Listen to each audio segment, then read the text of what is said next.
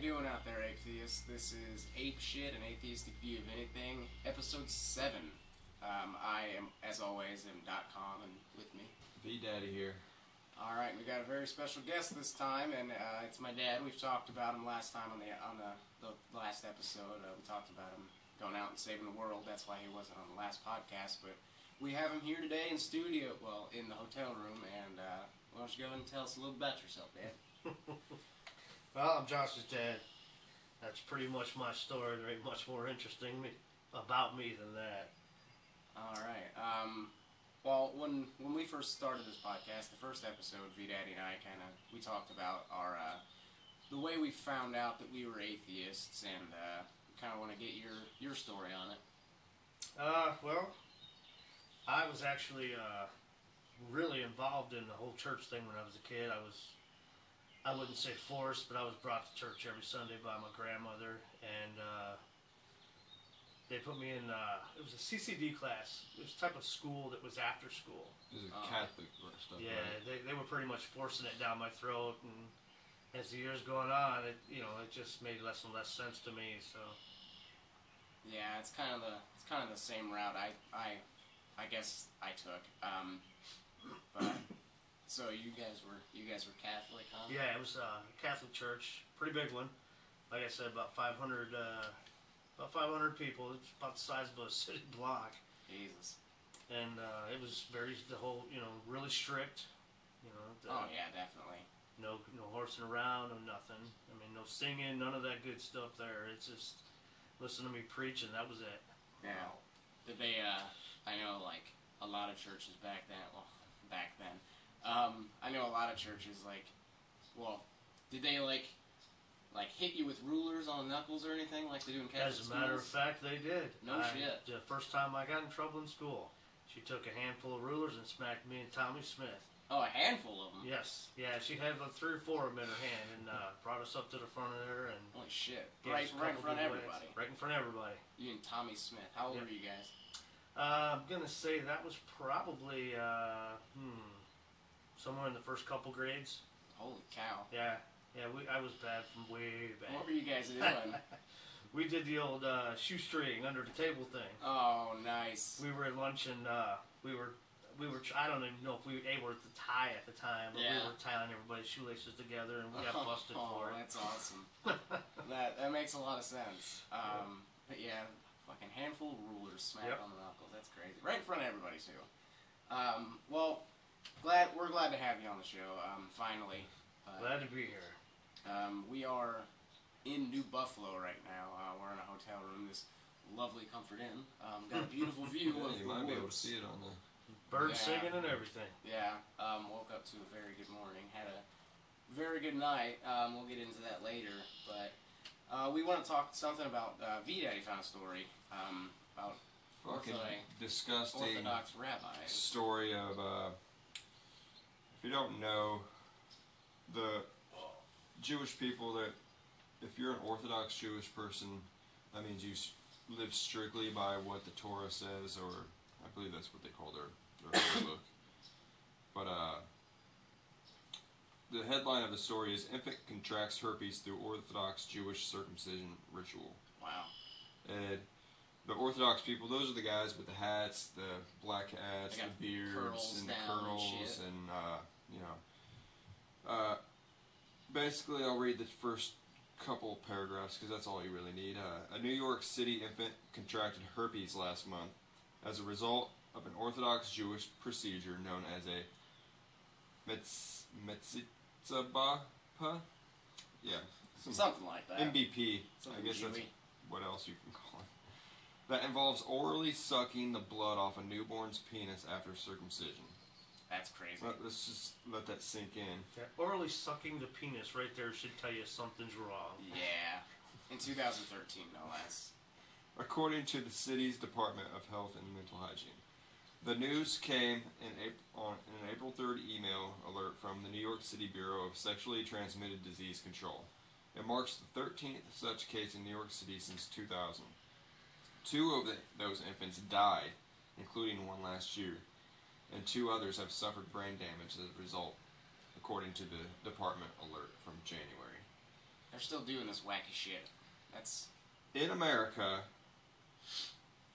and it's blatant, open sexual abuse, basically. Yeah. I mean, they're sucking a baby's penis. Yeah, I mean, and this is abuse. They're sucking the blood off of it's an open wound. The baby got fucking herpes. From this nasty fucking rabbi. 2 of them have died. 1 would be too many. But 2 of them have died. And a couple others have brain damage. If you think about that, do you really think this guy didn't know he had herpes? That's good. I mean, well, he's in that position, so he has to perform it. I mean, you gotta do what you gotta do. You're the man in power. Yeah, exactly. I mean, a lot of people don't even think about, but basically, circumcision, it's basically mutilation. Yeah. I mean, for guys, it's not as big of a deal. I mean, I'm circumcised, but I mean, yeah, like we have no memories of it. But you're cutting a flap of skin off. It doesn't even need to go. Yeah, that's true. It's an ancient religious thing that goes back to Jewish, and it basically marks. It shows that you are not. You are Jewish. Basically, what it says in the Bible, they have you do it to distinguish yourself from the other pagans. From the rest of the wackos back then. But what's even crazier, I know they do it in Africa, female circumcision. That's basically cutting out the clitoris. Yeah.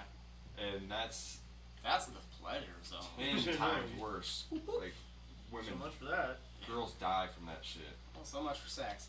Yeah, that's ridiculous. I mean, and what's funny, like these crazy fucking rabbis are probably looking at the Catholic faith like, oh, these dirty fuckers, what they're doing to those kids. Like, that's fucking ridiculous. When V Daddy brought this story up to me, I took a double take and my jaw hit the floor. I'm like, hold on a second, say that one more time. Oh my god! Yeah, we have a tendency in America, especially, to look at certain religions, well, the Catholic, because of all the child abuse scandals, and then especially Muslims, like we look at them like they're such backward ass people. Yeah, they're scapegoats. But I mean, really, it's all religions. They all have those kooky shit, and thankfully, most people in America don't follow the Bible like it says, because they got that shit from the Bible. Yeah.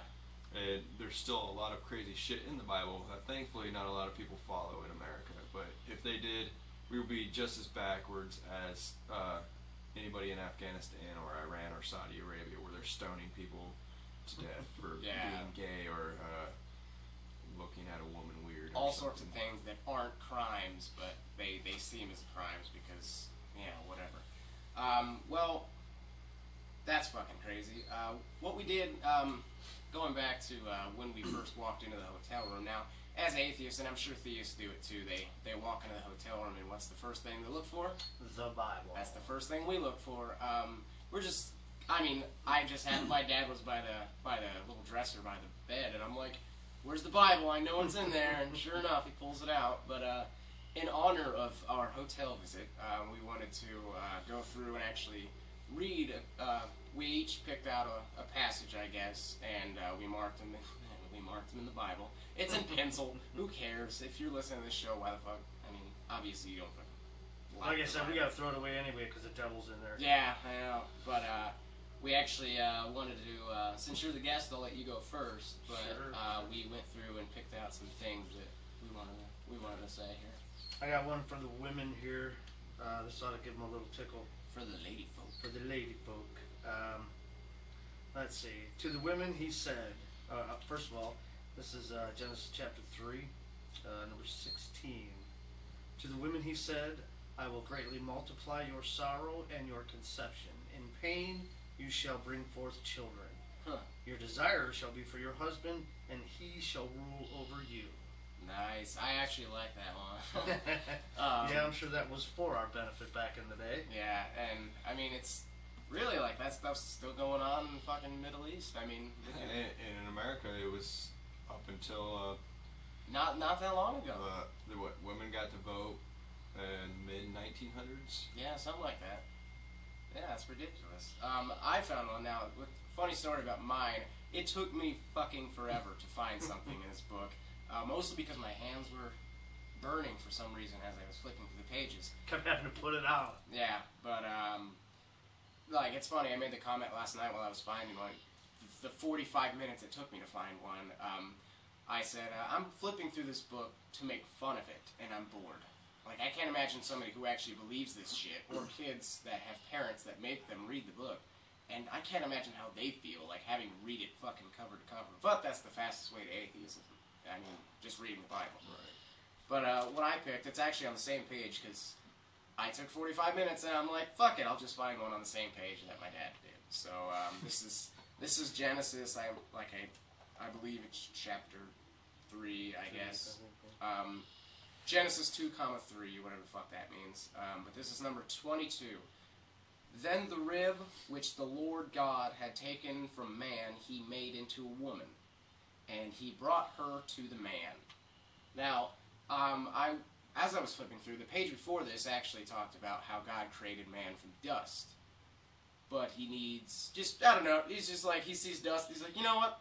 Boom, man. Add a little water, a little shaping with the clay. Throw it in the easy bake oven, and there we go. Voila. Because, I mean, but you need a rib from man to make woman. That's more believable than evolution. Definitely. Yeah, that's yeah. totally more believable. 100%. But, yeah, VA's going to flip to his here.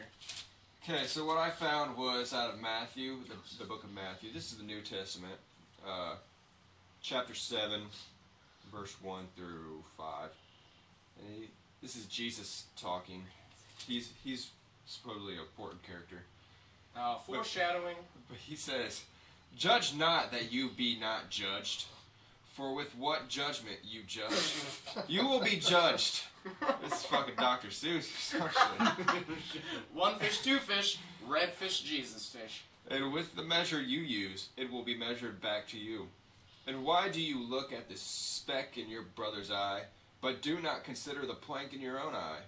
Or how can you say to your brother, 'Let me remove the speck from your eye,' and look, a plank is in your own eye? Hypocrite! First remove the plank from your own eye, and then you will see clearly to remove the speck from your brother's eye." It's like some Three Stooges stuff. Oh, I got a plank there. Gotta keep this up there.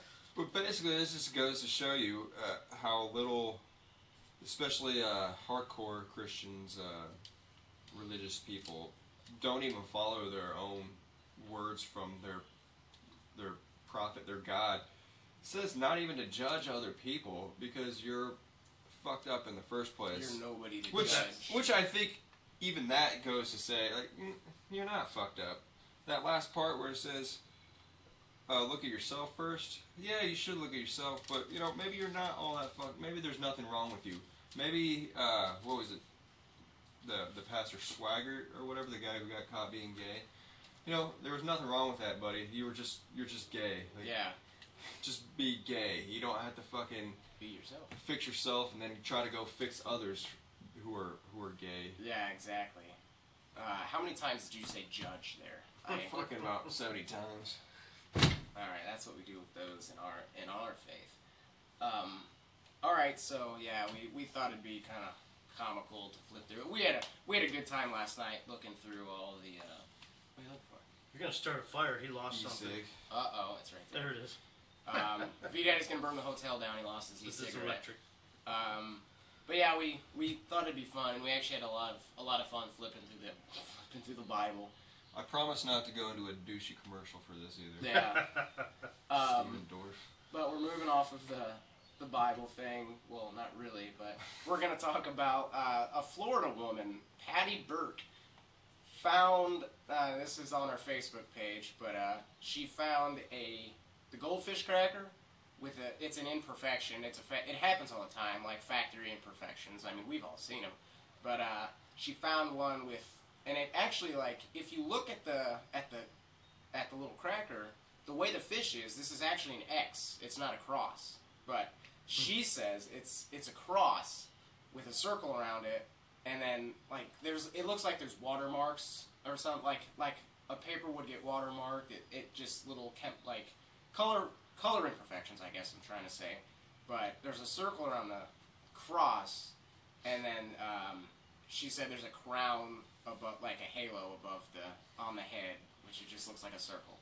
Well, I'm sure it's in the Bible somewhere that he decided to come back as a cracker. Oh yeah, yeah, it's the Jesus fish. I mean, we've seen them on cars and shit, but that's what it means. So this woman, this is a quote from her. She told, this is from a Yahoo story that I found, but she told reporters, this is a quote, "I believe that it's a sign from God. He is still in our life every day, and he wants to show that to his people," end quote. By Through a coming cracker. Through Patrick Farms crackers. through a cracker. And now this woman, what's really funny is this woman eats 2 to 3 pounds of these, not Jesus crackers, but these fish crackers a week. 2 to 3 pounds. Think about that. 2 to 3 pounds. How the little bags? Like how much do you think those weigh? Like these are not much. Relatively small crackers. Yeah, and they're really light because they're all baked. Yeah, she eats 2 to 3 pounds of these a week. She said. This is what she said, and she says she goes through each one and inspects them one by one to find. And this is another quote from her. The optimal amount of savory coating. Tell me that's not a fat fuck. But yeah, she found this cross on there, and X. It's a fucking X. But this is another quote from her. "When I picked this one up, I knew it was special. Something I've never seen before out of all the goldfish I've eaten. And now we know a lot is how much she eats." But she actually called Pepperidge Farm because she saw the imperfection. She thought that she won some sort of prize. Like they had marked it like, "I got the golden cracker." Yeah, there you go. Fuck, we're gonna get sued for that too. And see, now God gets to spend eternity in a little jewelry box thing. Yeah, because thank you for mentioning that. She's carrying around this goldfish cracker in an earring case stuffed with gauze to protect Jesus. So like I said, she called Pepperidge Farm, and this is a quote from her. She said, "They called me back and said there's no way this could have been printed like that in the factory. They said it sounds like something miraculous happened, and we don't know how it happened." Now, that comment has not been confirmed by Pepperidge Farm, so we don't even know if they actually fucking said this. This is just her crazy I'm thinking ass. no. I'm thinking no as well. So now you figure God, he's sitting back, mission accomplished. Yeah. How weak is your God if that's how he tries to show the world? Himself as a fucking crack. You try to convince the world through that? Yeah.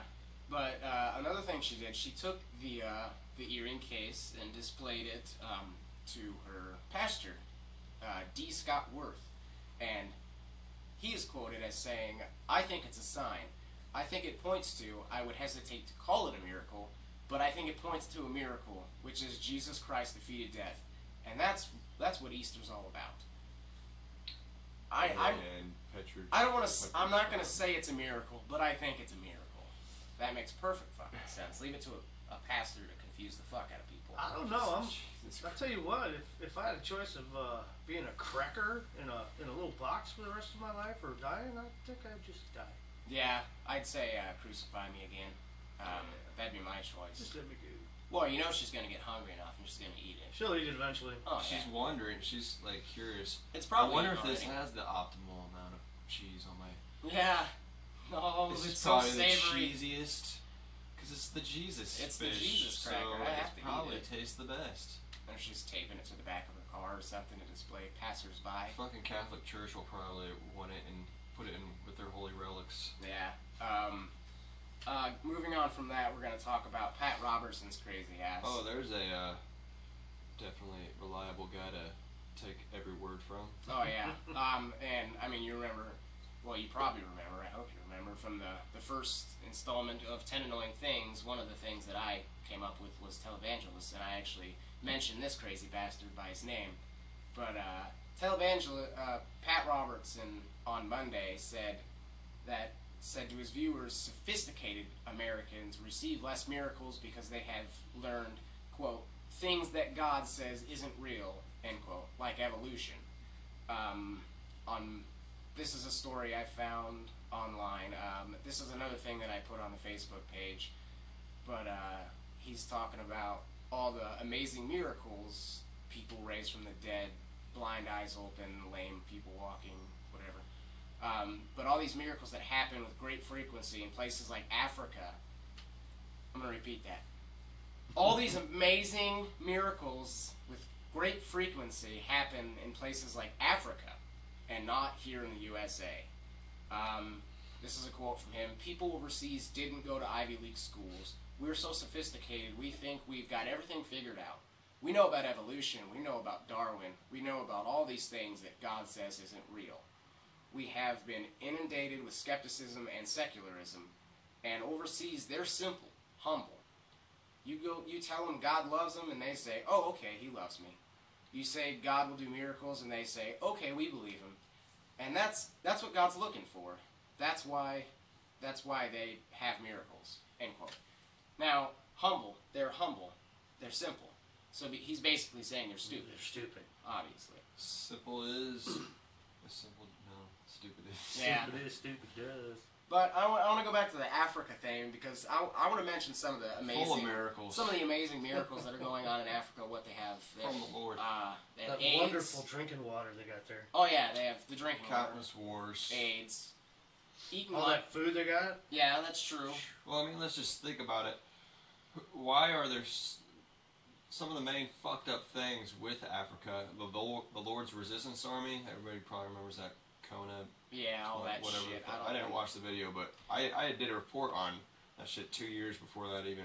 And somehow in school. It was a huge fad in America. Everybody's like, "Oh, Coney 2012," and on Facebook. And when's the last time you heard about Coney? But that guy, his horrible army is the Lord's Resistance Army. Like, and then you have Uganda, where they want to fucking kill gay people, and that's all based on religion. All the good things that happen in Africa come from science, come from innovation, research. I saw a few weeks ago, they have these straws where you can put it in any water, the dirtiest water. It filters it out. And you can have fresh water. I actually saw that on a survivalist page like 2 weeks before I saw it on that they were using in Africa. Don't send missionaries over to Africa. Send people with vaccines and shit like that. Send medicine, food, fuck.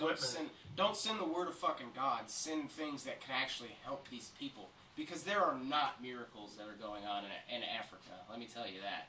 Unless you call like the scientists and people who actually want to change these people's lives and not instill in them their own religious beliefs.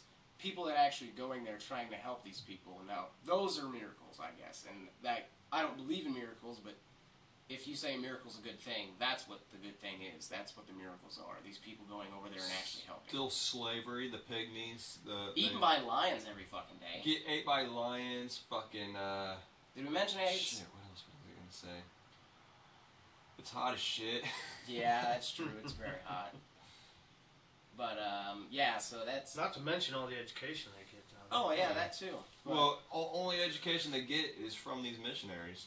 Yeah, that's true. They put a Bible in their hand. Yeah, they're stuffing their... Hey, you know what? That's all the education you need. Yeah. Alright, on that note, we're going to move from some religious bullshit, because I got a funky taste in my mouth now. But we are going to talk about, this is another thing I found, I actually found this on MSN, a routine traffic stop in Texas. This state trooper pulled over a gasoline tanker, and... This is where they kill you for anything. Yeah, but I guess they do these random, like, routine inspections of, like, tankers. I guess I didn't hear anything ever about that, but this is in Texas. They do a lot of crazy shit there. But they actually pulled this gasoline tanker over, and guess what was found inside in lieu of gasoline? It was 3.9 tons of marijuana. 3.9 tons of pot. That's a lot of weed, bro. That's a bunch. That's a whole bunch. And they actually, I keep saying actually, son of a bitch. You're doing it again. I know. I'm reverting back to my old ways. They valued all that pot at more than $3.4 million. That's insane. The driver was 45 years old. Paul Anthony Simmons was his name, and he was obviously arrested. Somebody lost out on a lot of money. Yep. And now, if you think about that, what this gentleman was and I'm gonna call him a gentleman.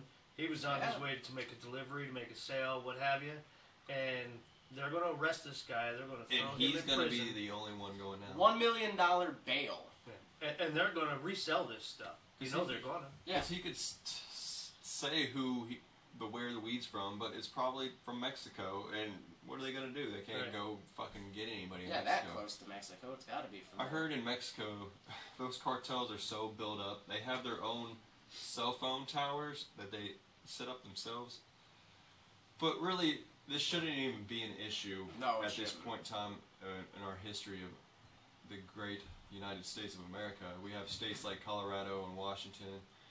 And I mean, California it's still medical marijuana is legal, and they have a very relaxed state.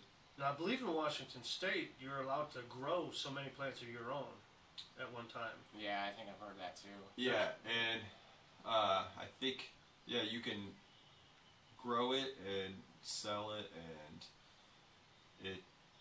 Yeah, I don't know. This shouldn't be a big deal, and I mean, like, I know most of the people that carry medical marijuana cards don't have a medical necessity for them. You can get them for having a headache. Yeah, but it does help people. I mean, it's been proven to help people. Like, people with glaucoma, it actually does help with cancer. It doesn't cure it. Tommy Chong, all he's been using is hemp oil, like not even actual like THC pot oil, but hemp oil, and he's been using that on his cancer, and I believe it's in remission right now. But I mean, like, it does so many good things, and like we were discussing last night how, I mean, these people, like, they know what they're doing, like this is their passion. V-Daddy had mentioned. See, we wouldn't get these big shipments of marijuana from Mexico if it was just made legal here in America, because we would have how they do in Colorado and Washington and California. They have these shops, dispensaries. These people,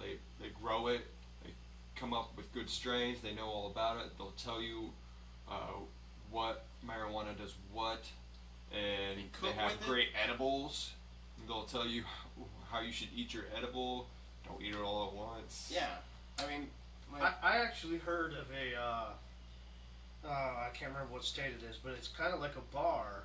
It costs like $20, $25, $35 to get in here, and you just go in and everybody's smoking their dope. That's awesome. You can't leave with it, but that's kind of how they do it in Amsterdam. Yeah, that's true. The coffee shops or whatever. Yeah, they have tons of shops. And really, what's wrong with that? Get baked. Really, I mean, like, nothing. There's nothing wrong with it. And what's even more backwards about it is, like I mentioned earlier, the hemp. Like, that's not even psychoactive. That is just, like, I believe a cousin or the male plant or something, and it's totally non-psychoactive. It's easily grown, and quick crops can make paper, can make clothing. So many uses. Can be used to build fucking houses. You make paper out of hemp. You save trees. Henry Ford used it in his first car he made, I believe. George Washington grew hemp. And none of this has to be manufactured. It simply grows by itself. Yeah, it just grows everywhere. The first couple drafts of the Constitution, I believe, were made on hemp. Were done on hemp paper, and in the 1900s they just totally outlawed it because it competed with other industries. So they lobbied to get it just totally banned, and they came out with that Reefer Madness movie. Yeah, you can check that out on Netflix if you want. Yeah. But honestly, there are so many people going to jail for such stupid things. And like you said, it grows everywhere. Yeah, it just but I mean, our tax dollars pay for people to go find these plants and like destroy them. Like, I could think of so many better ways to spend our tax money. I mean, just it's ridiculous that it's still a big it grows issue. Wild in all 50 states, I believe. And I mean, it's not a gateway drug. Like, I've smoked pot a few times. It made me tired. Like, that's it. That's the extent of it, and a little hungry maybe, but... It makes you sleepy. Like, it doesn't... I wasn't tripping balls. I wasn't seeing, like, little fucking unicorns running around with goblins and go climb shit. buildings I'd rather be able to come home... I wasn't ripping people's face off and fucking eating it and shit like that with all that spice and all that fucking... meth. The bath salts and all that stuff. And that shit's fucking legal. I'd rather be able to come home from work, go work out or whatever, and then unwind with a bowl or two rather than drinking a 6-pack. Yeah, and I mean, look at that too. Like it doesn't make you fat like beer. You don't get. You But never yeah, hear about. there's no calories. But You know, do it's eat illegal. So my only choice is really to drink a beer. Which has killed how many people? Alcohol. And, I mean, raise your hand if you have an answer, because I sure as fuck don't. Tons of people get killed in like drunk driving accidents all the time. But I mean, how many people died from using marijuana? And they have no stats on anybody ever dying from marijuana. No. They used to make those commercials. I'm not sure if they still do, but they'd show the two guys sitting up in the living room or up in the bedroom smoking the dope. Yeah. And it never had no effect on me. And then they show the guy still living with his parents. Yeah. That's not always the case. No, not at all. But way more people use marijuana than way more productive people will use marijuana than look at fucking they Willie actually Nelson. want to. Look at Willie Nelson. He's and still, they he's lock still him kicking. up, and then they lock old guys up like Willie Nelson. They arrest them. It wouldn't hurt a fly. And Tommy Chong, that he was in prison for like 2 years, not even for weed, but for a technicality where his son's company sold a bong to a county in Pennsylvania where they're not allowed to sell paraphernalia, and he took the fall for his son because he didn't want to fuck up his son's life. Right. So he went to jail. They locked Tommy Chong up. How dangerous is Tommy Chong? Yeah, exactly. I don't know. I get terrified when I watch Cheech and Chong Up in Smoke. I have nightmares from it. It's terrible stuff. Ridiculous. All right. Well. All the meanwhile, prescription drug companies get so much money from the government, and they get so much leeway. But you know, yeah, that's the way it's working now. It's all about the money. Yeah. Welcome to America. So we are in New Buffalo, Michigan for we went to the BB King show last night. Great. Oh, that was left over. Sorry. great time. Still getting them out. It was an awesome time. BB King, 87 years old, still doing what he does best. My grandpa's age. Shredding on the guitar, and man, he can wail. Just hearing him live, I was in awe the whole night just watching him. Funny guy. Very funny. Great guy. sense of humor. Yeah. He had an opener, and we didn't know about this. Actually, it said nothing about an opener on the Four Winds Casino website. Future legend. Oh yeah, this guy was great. 24 years old. Boogie Long is this guy's name, or the band's name. I don't know, but this guy, 24 years old.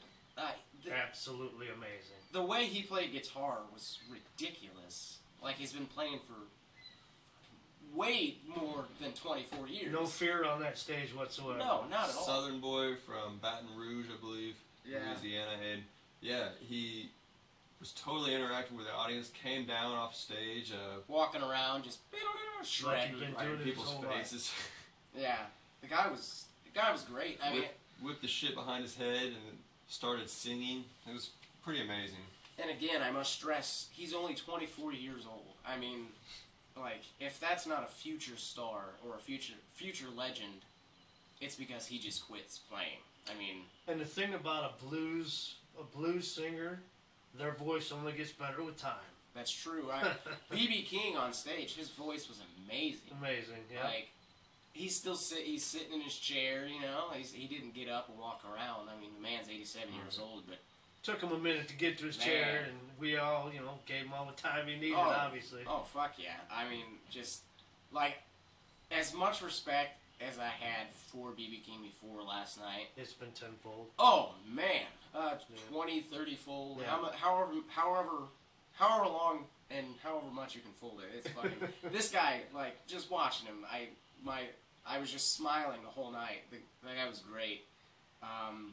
Actually, during one of the songs, he was singing, and I can't remember the name of it, but he said something to the effect of, kiss me, baby, kiss me one more time, because I won't be back no more. Won't be coming, yeah. And I'm watching this, and I started to, like, almost I started like a to get farewell sad. song. Yeah, I mean, I could, like, they had these big the big screens up there, and, like, you can see his face, like, they had a close-up on him, and I'm watching him as he's singing it, and I'm just like, man, I started to get sad. I'm like 87 years old. Like, I mean, his star's burning out. I don't want to say that. People were walking up to the stage like all night, just wanting to touch BB, like reaching up, and then the security would come over, but he would reach out and touch him, talk to him a little bit. He'd talk to the whole crowd. He really. kept giving everybody thumbs up. He was just as interactive as the opening act, but he just couldn't move around. Yeah. As the crowd, you know, like you were saying, one or two would come up to the stage at a time, and BB'd see security sneaking in on the side over there. Yeah. Uh-oh. Yeah, exactly. And I mean, we took pictures, illegal pictures, because we weren't supposed to, but there was a security guard right on the wall. She was just standing there by the door, so I'm like, fuck, this bitch is feet away from me. And then there's this guy right in front of her, holds up a phone and starts taking video, and I'm looking, I'm like, fuck it. So I pull out my phone, I'm like, whoop, start snapping pictures and shit. I got some good videos. We're gonna put those on the Facebook page.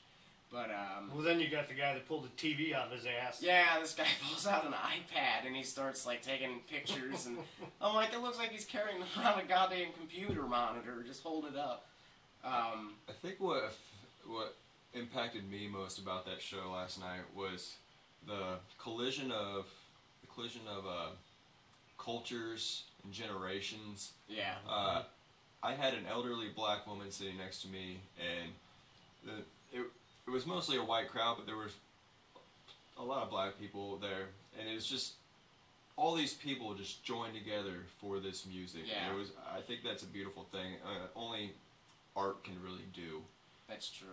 There's no nobody judging nobody. No. Like when you go to an Obama rally and you have all these black and white, Latino, mixed races, but you know that's not the same thing as what happens when you go to see a concert. Because there's at like a political rally like that, there's always something behind it. There's always some sort of agenda. For this, it was just pure love of the music, pure inspiration, and the art. just putting it out there, man. And a lot of people talk about how religion brings families together and brings people together. And I mean, if you're like they are. Yeah, I mean, well, yeah, these people, like, they talk about, oh, you know, our religion has brought us so much closer. I mean, if you think about it, like, the things, like, how music brings people together, and I mean, like you said, art, too, it's, I don't know, like, you go to a concert, and it's like everybody's friends. I mean, you're all Nobody strangers. was fighting. People were yelling well, of course, out, this is a BB King I love concert, you, BB King, fucking, I love you, too. People were just happy. Very happy. I mean, smiles on people's spirits. faces. It was awesome. Feeling the music, it was great. It was an amazing night. If you have a chance, go see One it. guy did get walked out of the concert. Yeah, he gave Forgiven BB King it. $1. Yeah. He gave him $1. He's like, oh, give me $1 bill. I can use that. He starts trying to put it in his pocket, then he looks over at a band member, and he's like, he starts putting it in the other pocket. I don't know. For some reason, to me, that seemed kind of insulting. Yeah, I could. Yeah. You know, that's like saying, "Yeah, here you go. I'm out of here." Yeah. I don't know. Maybe I took it wrong, but there should have been a couple more zeros on that bill, if you ask me. Yeah, I know. If you're gonna hand BB some money, you better make it. You better make it worth it. Yeah. But I call him BB because we're so close, you know. Yeah, we're like best buddies and stuff. But great night, BB King concert. 87 years old, still doing what he does. If you get a chance, go check him out. Look up Boogie Long tour dates or whatever. Yeah, and I definitely recommend. We don't have them, and we're not going to tell them to you, so you got to do it yourself. You got to find it yourself. And on that note, I think we're out. All right, folks. If you want to check us out on Facebook, Ape Shit, an atheistic view of anything. You can check us out on Twitter, Ape Shit Podcast. Email us, apeshitpodcast@gmail.com. Check us out our YouTube page, Ape Shit Atheists. That's what you got to search for us. Said Twitter already? I don't. Say it again. Ape Shit Podcast @Ape Shit Podcast. All right, and thank you, Dad, for coming on. This was a great show. Glad to be here. Don't worship God. Worship Hitchens the Ape. Tell your friends.